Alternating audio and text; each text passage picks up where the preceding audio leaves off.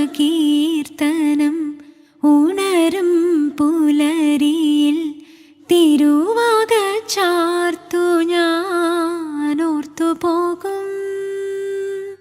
ഒരു പിലി എങ്ങാനും കാണും പുഴവിടത്തെ തിരുമുടി കൺമുന്നിൽ മിന്നിമായും.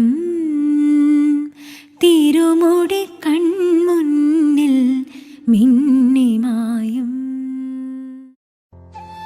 ഒരിക്കൽ രാധ കണ്ണനോട് ചോദിച്ചു, ഇത്രമേൽ ഞാൻ അങ്ങയെ പ്രണയിച്ചിട്ടും 16,008 പേരെ അങ്ങ് വിവാഹം കഴിച്ചിട്ടും എന്തേ കണ്ണ നീ എന്നെ വിവാഹം കഴിച്ചില്ല?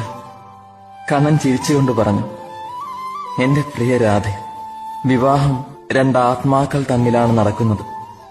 ഒരൊറ്റ ആത്മാവായ ഞാനും നീയും എന്തിന് വിവാഹിതരാകണം? നമ്മൾ രണ്ടല്ല, ഒന്നാണ്.